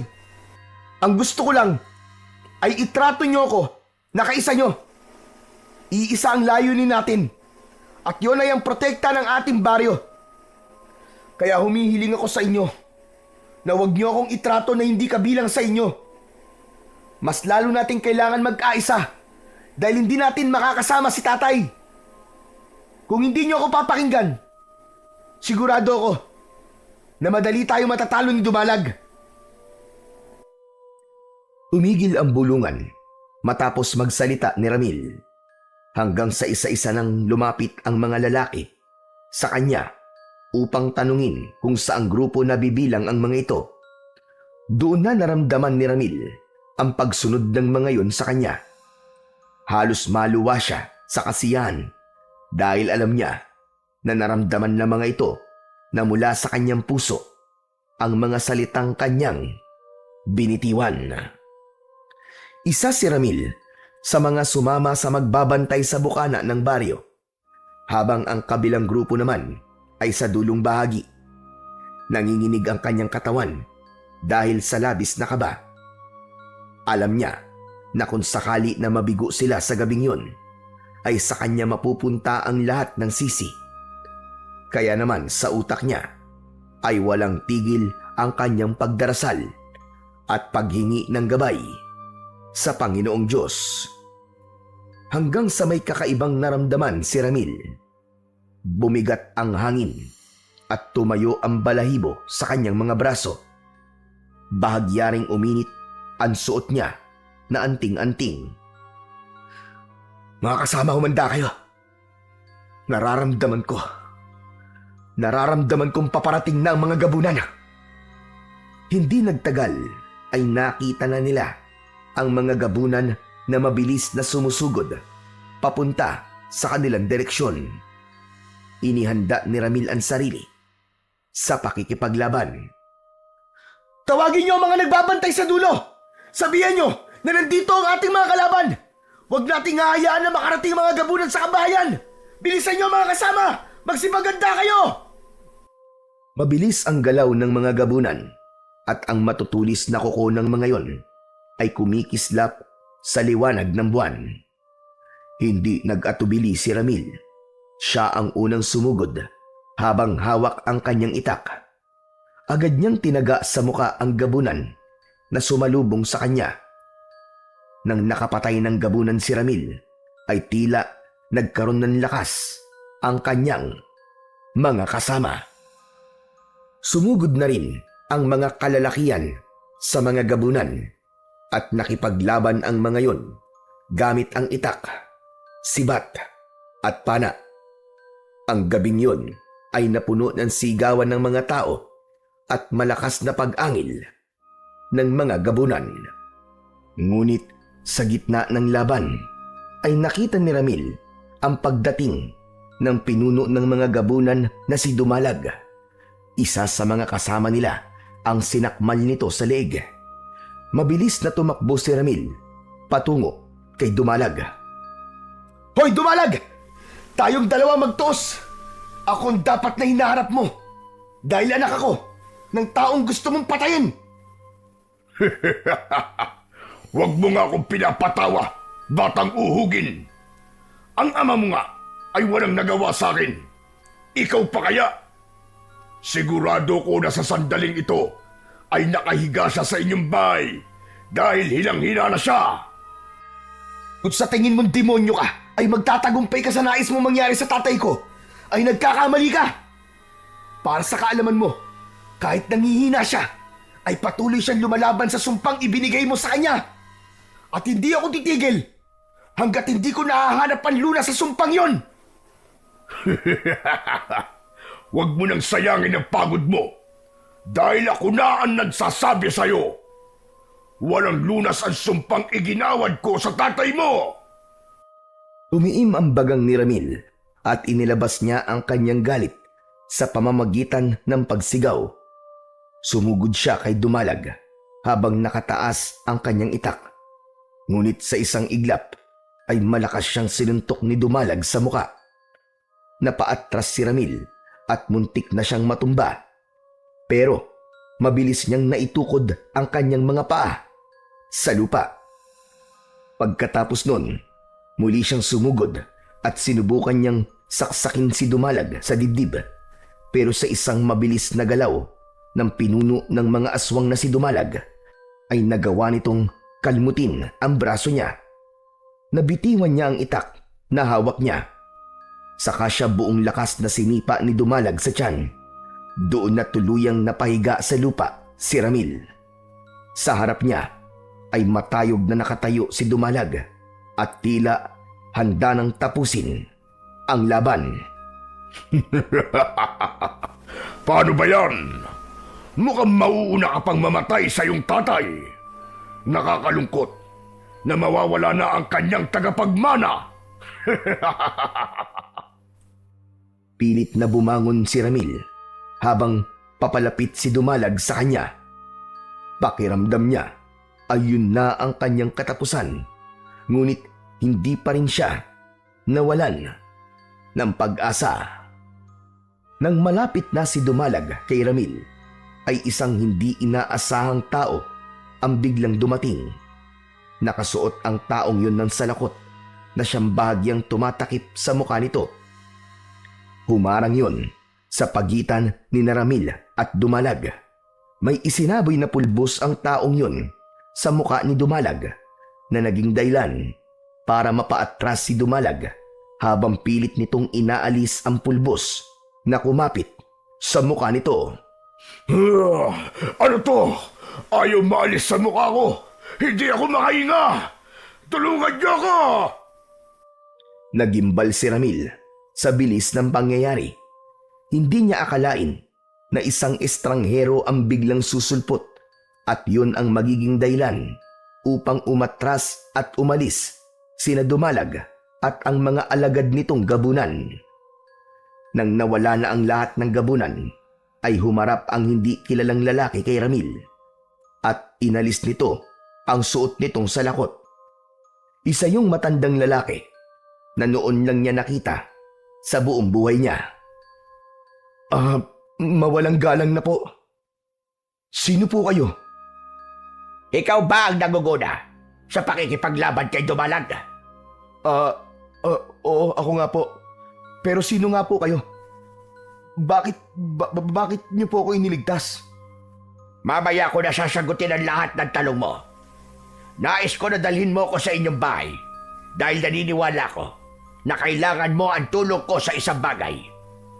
Bilisan mo! Pinilit ni Ramil ang tumayo at saka siya tumango sa matandang lalaki. Pinasunod niya ito sa kanilang bahay at pagdating doon ay agad silang sinalubong ng nag-aalalang si Carding. Ayos ka lang ba, Chong? Sandali, tatawagin ko lang si Mang Erning para magamot ka. Teka. Sino naman yung kasama mo? Hindi ko rin siya kilala eh. Pero iniligtas niya ako mula kay Dumalag. Nararamdaman ko ang bigat ng presensya sa bahay na ito. Dito ba nakatira ang taong isinumpa ni Dumalag? Ang tatay ko po ang tinutukoy niyo. Pero paano niyo po yun nalaman? Ako si Tatang Edwin. Ako ang gumawa ng sumpa na inilagay ni Dumalag sa iyong ama. Walang iya ka pala eh. Ikaw pala ang dahilan kung bakit nangihina ngayon si Mang Celestino eh. Ramil, patayin mo na ang isang yan. Sige na. Sandali lang. Alam ko na mali ako na tinulungan ko si Dumalag sa paggawa ng sumpa na yon. Pero para sa inyong kaalaman, labag sa aking kalooban ng bagay na yon. Tinakot niya ako na papatayin niya ako kapag hindi ko ginawa ang gusto niya. Masisisi niyo ba ako kung ginawa ko iyon? Kahit na, ikaw pa rin ang dahilan kung bakit nagkaganon si Mang Celestino. Kung hindi mo papatayin na matandang yan, ako ang papatay dyan, pare! Teka, uminahon ka muna, Carding. Mang Edwin, kung kayo po ang gumawa ng sumpa na ibinigay ni Dumalag kay tatay, ay malamang alam niyo rin po kung anong lunas dito. Tama po ba? Tama ka, Ramil. Kaya ako nandito ay upang itama ang aking pagkakamali. Pero nais ko mag-usap tayo na kasama ang iyong ama. Hali po kayo sa kwarto niya. Carding, kung pwede sana'y umalis ka muna. Tawagin mo si Mang Erning at sabihin mo na gamutin niya ang mga sugatan. Pakisuyo lang. Pero, Chong, paano ka? Sige na, kaya ko ang sarili ko. Huwag mo na akong alalahanin. Sige na, kumilos ka na. Nang umalis na si Carding, ay isinama na rin ni Ramil si Mang Edwin sa silid ni Mang Celestino. Ipinakilala ni Ramil ang sarili niya kay Mang Edwin at ganun din ang kanyang ama. Narinig ko mula rito ang pag-uusap niyo. Totoo ba na ikaw ang gumawa ng sumpa na iginawad ni Dumalag sa akin? Ako nga, Celestino. Pero labag yun sa aking kagustuhan. Sadyang tinakot niya lang ako na papatayin niya ako, kaya ako yung ginawa. Bilang ako ang gumawa ng sumpa, ay mararamdaman ko kung nasaan ang pinagbigyan ni Dumalag ng sumpang yon. Kaya ako nagtungo sa lugar na ito. Gusto kong itama ang aking pagkakamali at gusto ko kayong tulungan kung paano mawawala ang sumpang yan sa'yo, Celestino.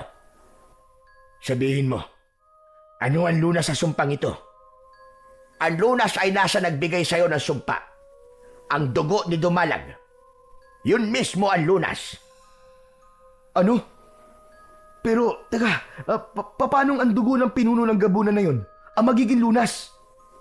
Hindi ka ba nakikinig? Kung sino ang nagbigay ng sumpa, ay ang dugo niya ang magiging lunas. Kailangan niyong inumin ng iyong tatay upang malinis ang sumpa na nasa loob ng kanyang katawan. Pero, kung dugo nga ni Dumalag ang lunas, ibig sabihin, ay kailangan muna namin siyang patayin. Teka, wala na po bang ibang lunas o paraan, Mang Edwin? Baka po pwede kayong gumawa ng gamot, total. Kayo naman po ang gumawa ng sumpa eh. Kung meron lang sanang ibang lunas o gamot, ay hindi ko nasasabihin sa inyo ang tungkol sa dugo ni Dumalag. Pero ikinalulungkot ko, kasi yun lang talaga ang lunas na kailangan ninyo upang gumaling si Celestino. Ramil, kung iniisip mo na kailangan mong patayin si Dumalag at hindi mo naman kaya ay wag mo nang gawin, natatakot ako sa pwedeng mangyari sa iyo, anak. Ang pagpatay lamang kay Dumalag ang tanging paraan upang makuha ang kanyang dugo. Isa pa, hindi nyo maaaring patagalin ang nangyayari dahil ang sumpang yan ang magdadala sa iyo sa kamatayan. Sa ngayon, katawan mo pa lang ang pinahihina nito. Ngunit darating ang araw na maging ang utak mo ay sisirain ito. Kapag humantong ka na roon, ay hindi mo na makokontrol ang iyong sarili at ikaw mismo ang kikitil sa sarili mong buhay. Kung ganun po, kailangan ko na po talagang kumilos para mapatay si Dumalag. Tay, magtiwala po kayo sa akin. Nangangako po ako na sa pagkakataon na ito ay hindi ko na po kayo bibiguin. Gagawin ko to dahil ayoko mawala po kayo sa akin. Pero anak, masyado malakas si Dumalag. Ako nga na mas matagal ng antingero ay hindi ko siya matalo-talo. Ikaw pa kaya? Bakit hindi mo magawang magtiwala sa iyong anak, Celestino? Hindi mo ba nakikita ang apoy sa kanya dahil nais kanyang iligtas? Tandaan nyo, sa sandaling mamatay si Dumalag, ay hindi lang ang lunas sa sumpa ang makukuha nyo, kundi ang tuluyang pagbagsak ng kanyang mga alagad. Konektado si Dumalag sa lahat ng kanyang mga alagad. Kaya sa sandaling mawalan siya ng buhay, ay ganun din ang mangyayari sa mga alipores niya. Tay, narinig niyo naman po siguro ang mga sinabi ni Mang Edwin. Mangyayari talaga ang sinabi ni Dumalag na ikaw na mismo ang kikitil sa buhay mo kapag hindi natin agad naalis ang sumpang yan sa'yo, Tay. Kaya sana, Tay, pumayag na po kayo na labanan ko po si Dumalag. Huwag po kayo mag-alala dahil hihingin ko po ang tulong ng mga kalalakihan dito sa ating baryo. Nararamdaman ko po na may tiwala na po sila sa akin. Matagal na hindi nagsalita si Mang Celestino. Nakatingin lang kay Ramil ang nangihina nitong mga mata. Maya-maya pa ay marahan na itong tumango. Sige anak, at panahon na rin siguro para ibigay ko sa iyo ang aking tiwala ng buo. Sige, pumapayag na akong harapin mo si Dumalag. Pero kailangan mong mangako sa akin na gagawin mo ang lahat para magtagumpay. Hindi para makuha ang lunas, kundi dahil ayokong mawala ka sa akin. Ikaw na lang ang meron ako, Ramil. Nawala lang yung ina. Kaya ayokong pati ikaw ay mawala rin. Opo, Tay. Nangangako po ako sa inyo na makukuha ko po ang dugo ni Dumalag at hindi ako mamamatay. Ngayong buo na ang desisyon mong harapin si Dumalag, Ramil, ay nais ko na rin sabihin na tutulungan kitang talunin ang gabunan na yon. Hindi nyo dapat hintayin na muling pagbilog ng buwan. Kailangan nyo sumalakay mismo sa kanilang kuta. Huwag kayong mag-alala dahil alam ko kung saan sila nagtatago. Kaya ko kayong dalhin sa lugar na yon. Mas maganda na umatake tayo ron kapag walang liwanag ang buwan upang hindi sila maging masyadong malakas. Maraming salamat po sa inyo, Mang Edwin. Salamat po dahil dumating po kayo rito. Hindi mo kailangan magpasalamat sa akin. Ginagawa ko ito para itama ang aking nagawang pagkakamali. Napagtanto ko na sa aking ginawa ay sigurado ko na ikinakahiya ko ng mga ninuno kong babaylan. Ngayon ay hindi na ako natatakot kay Dumalag. Kahit patayin pa niya ako dahil sa pagbaligtad ko sa kanya, ay wala na akong pakialam. Ang mahalaga sa akin ay ang gawin ng tama hanggang sa aking huling hininga. Nang sandaling yun, ay unti-unti nang nakakita ng pag-asa si Ramil upang tuluyan ng gumaling ang kanyang ama. Alam niya sa kanyang sarili na wala siyang laban kay Dumalag, pero buhay ng tatay niya ang nakasalalay, kaya handa siyang gawin ang lahat upang iligtas ito sa kamatayan. Simula noon ay sa bahay na muna ni Ramil na natili ang matandang si Mang Edwin. Gabi-gabi ay binabantayan nila ang buwan at hinihintay nila na mawalan yun ng liwanag. Kinausap na rin niya ang mga nakikipaglaban sa mga gabunan sa plano nilang pag-atake sa kuta ng mga gabunan at lahat ay sumang-ayon sa kanyang sinabi. Nakita niya ang apoy at tapang ng bawat isa. Ramdam niya na pagod na rin ang mga ito, na sila ang palaging sinasalakay ng mga gabunan. Kaya sa pagkakataong yun, ay sila naman ang sasalakay sa kuta ng kanilang kalaban. Isang gabi, Habang may ginagawang pagdarasal si Mang Edwin sa likod ng bahay, ay pinapanood naman yun ni Ramil. Maya-maya ay dumating si Karding at tumayo ito sa tabi niya. Pare, anong ginagawa ni Mang Edwin? Nagdarasal siya sa mga ninuno niyang babaylan. Ang sabi niya ay gabi-gabi niyang ginagawa yan para patuloy siyang gabayan ng mga ninuno niya. Mukhang marami rin talagang alam yang si Mang Edwin, no? Biruin mo, nakagawa siya ng isang sumpa na nagpalugmok kay Mang Celestino. Pero talaga bang dapat mong pagkatiwalaan si Mang Edwin? Malakas ang pakiramdam ko na kakampi natin siya, pare. Saka nakikita ko na gusto niya talagang itama ang pagkakamali niya. Sa bagay, para pumunta siya rito at iligtas ka niya, ay hindi na dapat natin siya pagdudahan.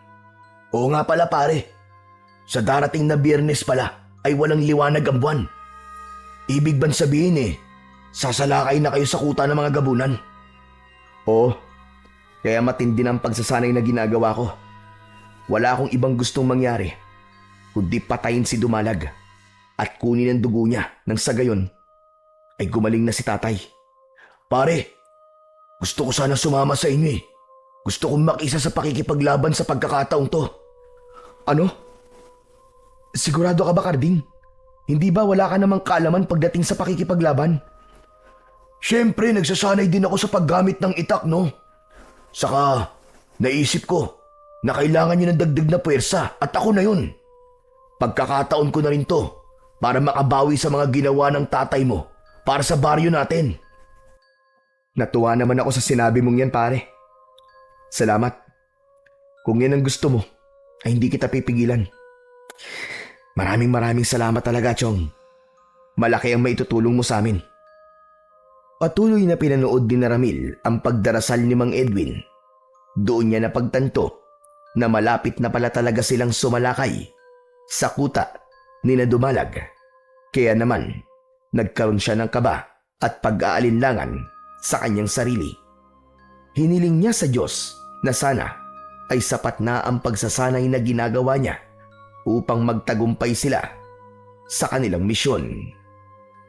Hanggang sa sumapit na ang gabing pinakahinihintay ni Ramil, ang gabi kung kailan walang liwanag ang buwan. Nagtitipon-tipon sa harapan ng bahay ni Ramil ang mga kalalakihang sasama sa pagsalakay sa kuta ng mga gabunan. Kabilang naroon si Karding na may dalang itak, habang si Ramil at Mang Edwin naman ay nasa harapan na ng mga yon. Mga kasama, makinig kayo. Alam kong lahat tayo ay may takot na nararamdaman ngayon.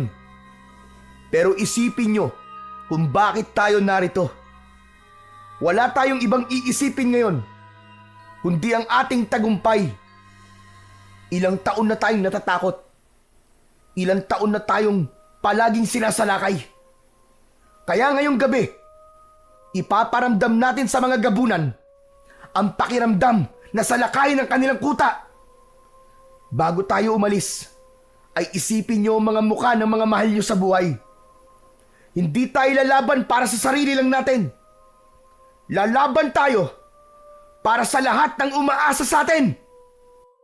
Malakas na sumigaw ang mga kalalakihan. Labis na natuwa si Ramil dahil sa pagkakataon na yon ay naramdaman niya na may tiwala na ang lahat sa kanya. Pumasok si Ramil sa bahay nila at pinuntahan niya ang kanyang ama. Mas nanghihina na ito kumpara sa mga nakaraang araw. Hindi na ito nakakapagsalita at ang tanging kaya na lang nitong gawin ay ang tignan si Ramil. Tay, ipagdasal niyo po kami. Sana po'y ito na ang huling beses ng pakikipaglaban natin kay Dumalag. Huwag po kayo mag-alala, Tay. Dahil tutuparin ko po ang ipinangako ko sa inyo. Babalik ako rito ng buhay. Nagdalaan lunas sa inyong karamdaman. Hinalikan ni Ramil sa noo ang kanyang ama. Nakita niya ang pagluha ni Mang Celestino. Nang dumating na ang magbabantay kay Mang Celestino, ay nagtungo na si Ramil papasok sa kagubatan. Nasa unahan nila si Mang Edwin na siyang kanilang gabay papunta sa kuta ng mga gabunan. May dala silang lampara at sulo na may apoy. Habang naglalakad ay kinausap si Ramil ni Mang Edwin. Isang sisidlan na maliit na gawa sa itim na tela ang ibinigay ng matanda sa kanya. Ano po ito, Mang Edwin? Naaalala mo ba yung pulbos na isinaboy ko sa mukha ni Dumalag nung iniligtas kita? Yan ang laman ng sisidlan na yan. Ang pulbos na yan ay gawa sa pinatuyo at pinulbos na puso ng bangkilan. Isa yan sa nagpapahina sa mga gabunan. Sandaling mawawala ng paningin ng gabunan. Kapag isinaboy mo yan sa kanilang muka, mahihirapan din silang huminga. Pero ipapaalala ko lang sa'yo na sandali lamang ang epekto niyan. At yan na lamang ang pulbos na meron ako. Kaya gamitin mo lamang yan kung talagang kinakailangan. Maraming salamat po dito, Mang Edwin. Hindi ko po sasayangin ang tiwala nyo na ipinagamit po sa akin ang pulbos na ito. Nagpatuloy sa paglalakbay si Ramil hanggang sa pinahinto sila ni Mang Edwin. Itinuro nito sa hindi kalayuan ang kuta ng mga gabunan. Natatakpan ng nagtataasang mga puno ang mismong kuta, kaya hindi nila yun masyadong nakikita. Yung may mga dalang sulo, sunugin niyo ang kubol ng mga gabunan. Kailangan mataranta sila. Habang yung iba naman ay umatake kagad kapag nakita nyo na nagkakagulo na ang mga gabunan. Ako na ang bahala kay Dumalag. Ramil, tanggapin mo din ang boteng ito. Dito mo ilagay ang dugo ni Dumalag. Sa sandaling mapatay mo na siya. Tinanggap ni Ramil ang maliit na bote na ibinigay sa kanya ni Mang Edwin at inilagay niya yon sa bulsa ng kanyang pantalon. Sa hudyat ni Ramil ay kumilos na ang 5 lalaki na may dalang sulo. Nang makalapit ang mga yon sa kuta, ay itinapon ng mga yon ang sulo sa mga kubol. Mabilis na nilamon ng apoy ang mga kubol at mula roon ay lumabas ang mga gabunan. Maging ang pinuno nila na si Dumalag ay lumabas na galit na galit. Ang mga tao! Nahanap nila ang ating kuta! Sige! Patayin niyo silang lahat! Huwag kayong magtitira ng buhay! Ngayon na! Oras na! Para tayo naman ang umatake! Sugod mga kasama! Sabay-sabay na sumugod si Ramil sa kuta ng mga gabunan. Agad na hinarap ng mga kasama ni Ramil ang mga gabunan. Lahat ay determinadong manalo sa digmaan sa gabing yun. Habang ang mga mata ni Ramil ay nakatutok lamang kay Dumalag, sinamantala niya na nakatalikod si Dumalag sa kanya. Mabilis siyang tumakbo at agad niyang itinarak ang itak sa likod nito. Umalingaw-ngaw ang malakas na sigaw ni Dumalag sa buong kagubatan. Mabilis itong humarap kay Ramil at sa isang malakas na suntok nito ay lumipad si Ramil. Napahiga siya, ngunit agad din siyang bumangon. Ipinakita niya kay Pinunong Dumalag na hindi na siya natatakot dito at handa na siyang makipagsabayan. Nais niyo ba talagang mamatay? Kaya kayo na ang sumalakay sa aming kuta? Nagkakamali ka! Hindi namin nais mamatay, Dumalag. Ang nais namin ay kalayaan sa takot sa inyo. Ang gusto namin ay matapos na ngayong gabi ang kasamaan ninyo, Dumalag! Hindi pa isinisilang ang papatay sa akin! Nagkakamali ka!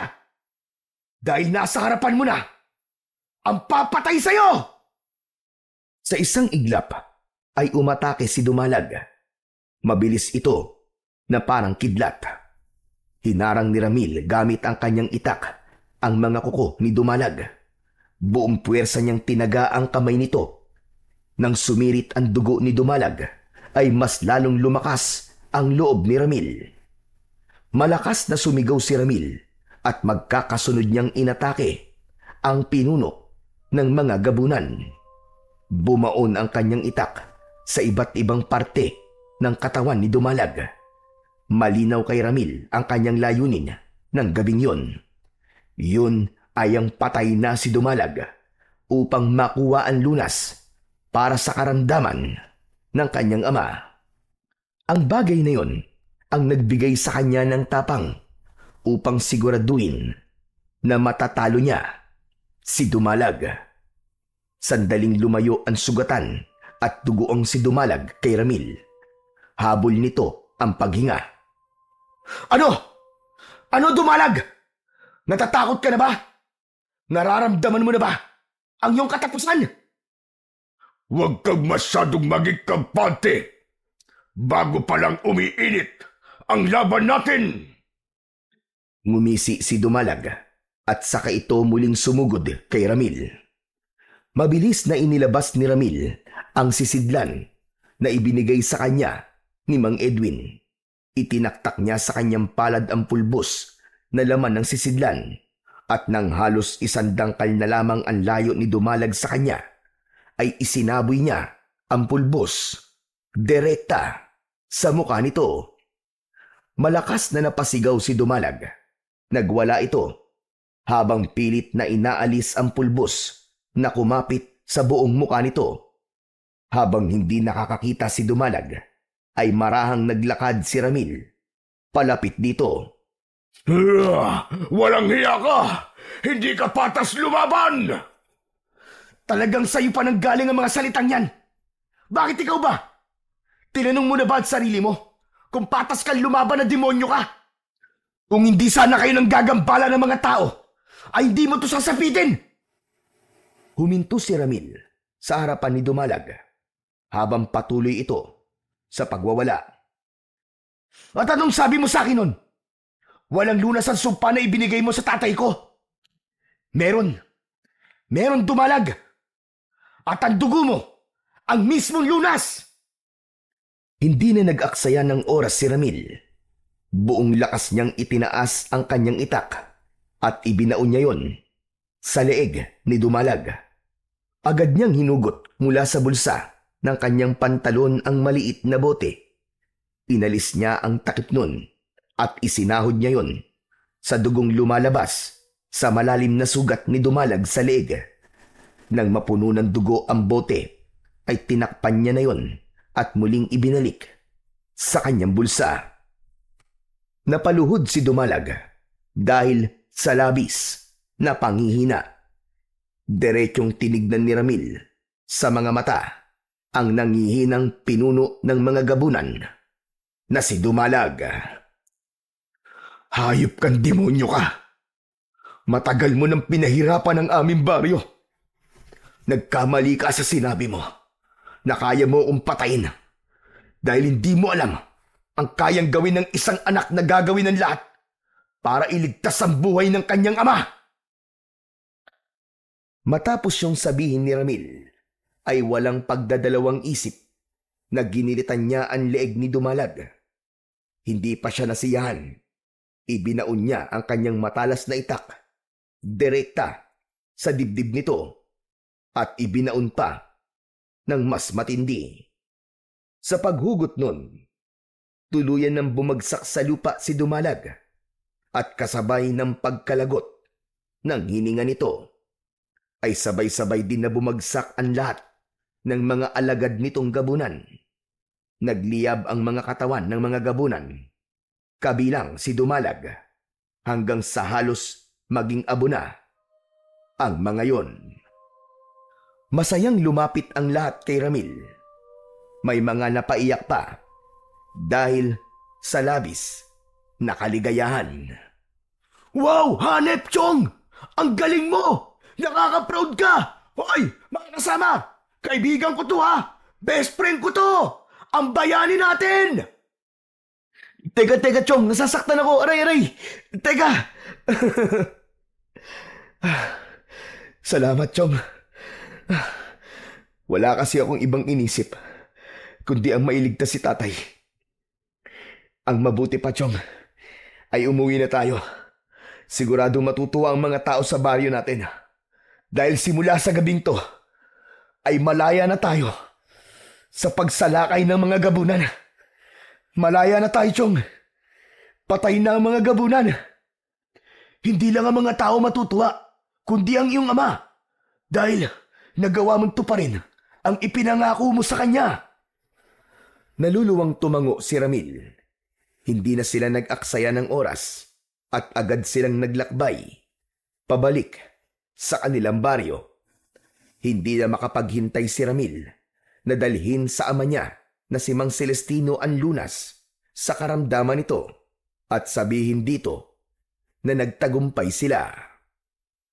Nang makabalik na si Ramil sa bahay nila, ay agad nilang pinainom kay Mang Celestino ang dugo ni Dumalag. Kahit hindi nakakapagsalita si Mang Celestino, ay sinabi ni Ramil sa tatay niya na napatay na nila ang lahat ng mga gabunan. Kitang-kita niya ang kasiyahan sa mga mata ni Mang Celestino. Sa kanyang sinabi, Ramil, iho, magpapaalam na ako. Tapos na ang misyon ko sa lugar na ito. Kaya babalik na ako sa aming baryo. Mang Edwin, maraming salamat po talaga sa tulong nyo. Kayo po ang dahilan kung bakit po kami nanalo laban sa mga gabunan. Utang po namin sa inyo ang kapayapaan na meron po ang aming baryo. Gaya ng aking sinabi, ay wala kang dapat na ipagpasalamat sa akin. Ginawa ko lamang ang nararapat. At sa tingin ko, ay naitama ko na ang aking nagawang pagkakamali. Sana po ay mawala na ang bigat na dinadala nyo sa inyong dibdib. Naiintindihan ko po na nagawa nyo lang po yun dahil natakot po kayo para sa inyong buhay. Basta, Mang Edwin, kung gusto nyo pong bumisita, ay bukas po ang aming tahanan para sa inyo. Maraming salamat. At huwag ka na rin mag-alala dahil sigurado ko nagagaling na ang iyong tatay. Alagaan mo siya habang siya ay nagpapalakas. Matapos magpaalam ni Mang Edwin, ay tuluyan na yung umalis. Habang pinagmamasdan ni Ramil ang papalayong matanda, ay hindi maalis ang kasiyahan na kanyang nararamdaman dahil hindi na siya makapaghintay na muling bumalik ang dating lakas ng kanyang ama. 1 linggo lang ang lumipas, ay tuluyan na ngang gumaling si Mang Celestino at unti-unti nang bumalik ang lakas nito. Labis na natuwa si Ramil dahil bukod sa hinangaan siya ng mga tao, ay naliwanagan na rin ang tatay niya tungkol sa pangarap ni Ramil. Hinayaan na siya nitong mag-aral sa kolehiyo upang pagdating ng araw ay maging isa na siyang guro. Simula noon ay mas naging maganda na ang relasyon ni Ramil at Mang Celestino bilang mag-ama dahil mas naging bukas ang puso at isipan ni Mang Celestino sa gusto ni Ramil na mangyari sa kanyang buhay. Ganun pa man, hindi kinilimutan ni Ramil ang kanyang pagiging antingero. Patuloy siyang nagsanay at naintindihan niya na maaari pa rin niyang pagsabayin ang pagtupad niya sa kanyang pangarap at ang tungkulin niya sa mga tao bilang anak ng pinakamalupit na antingerong manunugis sa kanilang baryo.